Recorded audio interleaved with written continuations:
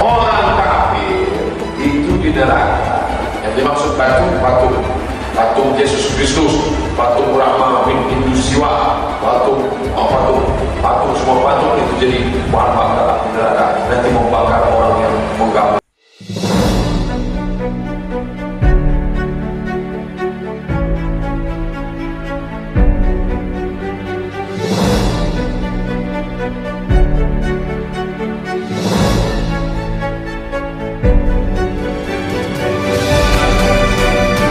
Haleluya, haleluya, shalom alaikum bishim habasiyah, salam aki. Aku kabarkan Injil keselamatan.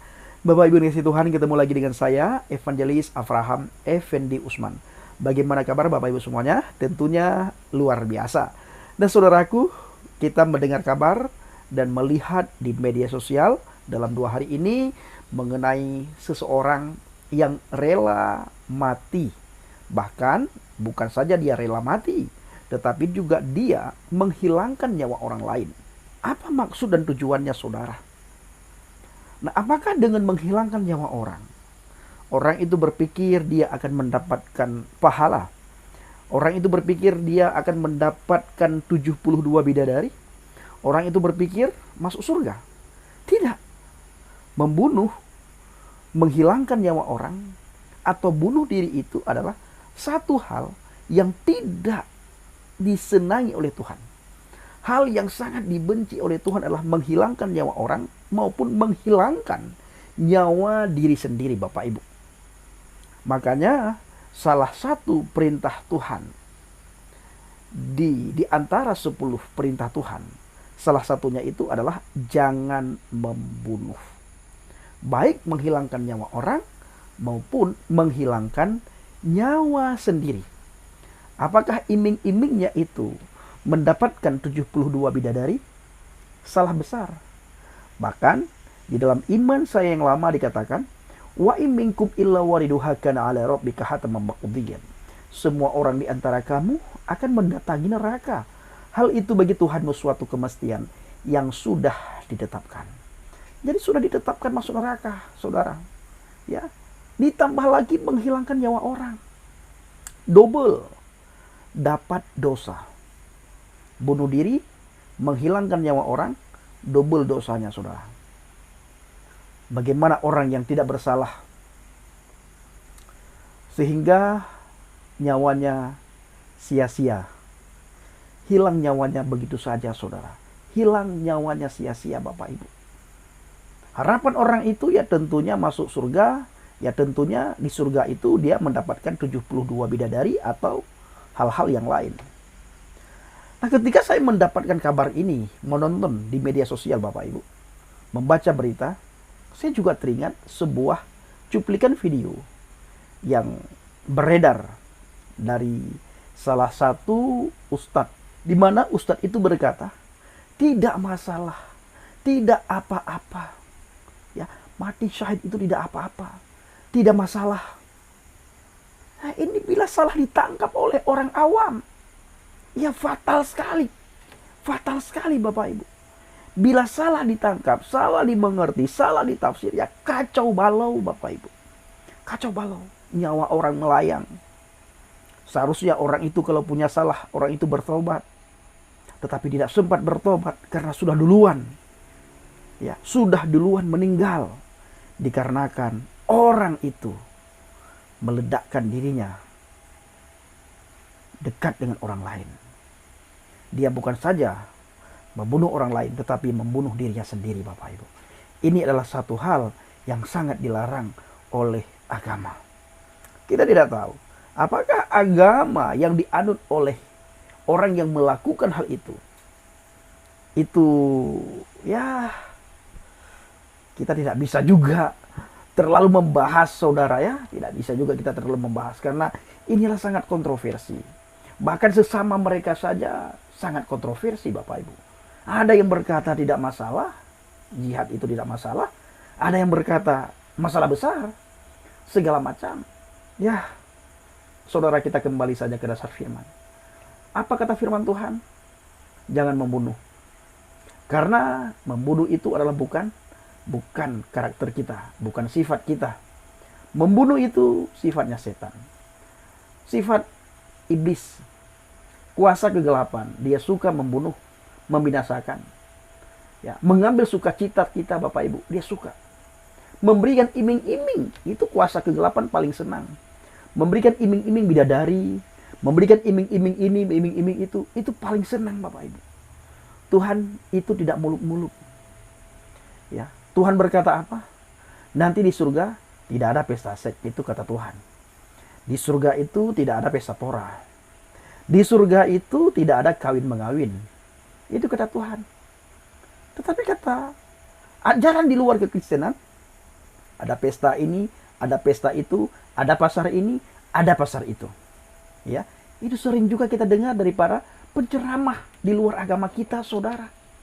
Nah, maka saudara dan saya bersyukur ketika dipilih oleh Tuhan. Lalu saudara diubahkan oleh Tuhan.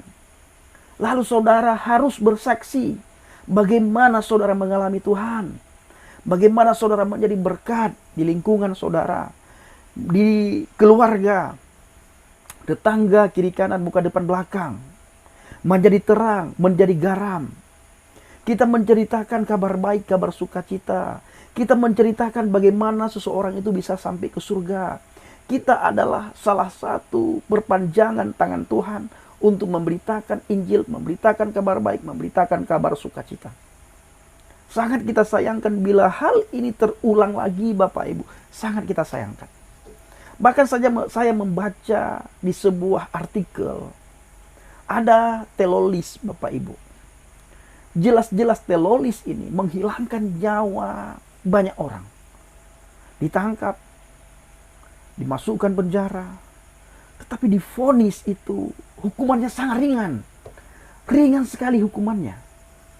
Ya, sangat ringan saudara. Padahal jelas-jelas menghilangkan nyawa orang. Seharusnya orang yang kehilangan nyawa itu bisa bertobat, tetapi tidak sempat bertobat karena sudah dihilangkan nyawanya oleh si pembunuh Bapak Ibu. Kenapa? Karena orang itu sudah dikuasai oleh roh kegelapan. Ya, kuasa kegelapan sudah menguasai alam pikiran orang tersebut sehingga tidak punya hati sedikit pun. Tidak punya belas kasihan sedikit pun. Tidak ada cinta kasih lagi sedikit pun ketika melihat orang lain tergeletak. Bagaimana dia bisa punya sifat kasih? Bagaimana dia punya sifat belas kasihan? Dia juga sudah tergeletak, saudara. Tergeletak.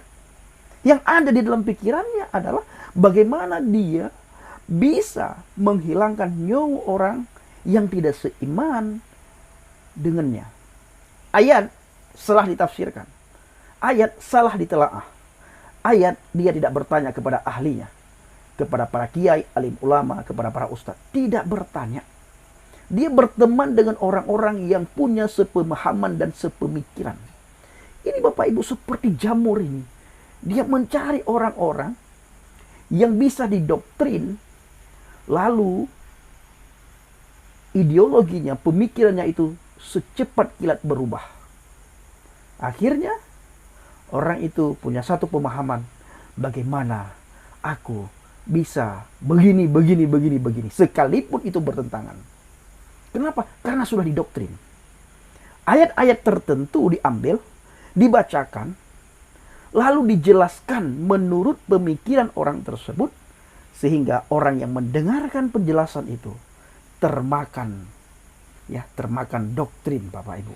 Akhirnya kalap dan bisa melakukan hal-hal di luar kewajaran. Saudaraku para pencinta sinar Ilham Paket, ayo kita jaga diri kita, jaga saudara kita, jaga sahabat kita, jaga tetangga kita, jaga pemuda-pemudi kita dari hal-hal seperti itu. Tanamkan firman Tuhan kepada saudara-saudara kita, kepada anak-anak kita, kepada pemuda-pemudi kita. Pastikan mereka berdiri teguh di atas fondasi iman yang benar. Bapak Ibu harus peka terhadap satu hal. Detik-detik kedatangan Tuhan itu sudah semakin nyata. Sudah semakin kelihatan. Sudah semakin jelas kita rasakan detik-detik kedatangan Adonai Yesus Hamasyah yang kedua kali Bapak Ibu. Jangan sampai ketika dia datang, dia tidak mendapatkan iman pada diri saudara dan saya. Maka saya selalu berkata dan tidak pernah bosan-bosan mengajak kita semuanya untuk berdiri teguh di atas fondasi iman yang benar. Iman yang benar adalah iman kepada Adonai Yesus Hamasiah. Harus Bapak Ibu, kita berdiri teguh di atas batu karang, saudara. Harus kita berdiri teguh. Makanya saudaraku, sering-sering baca firman Tuhan. Firman Tuhan itu yang mengubah pola pikir kita, yang mengubah pikiran kita, yang membuat kita semakin hari semakin baik, yang membuat kita semakin hari semakin dekat dengan Tuhan. Itu firman Tuhan.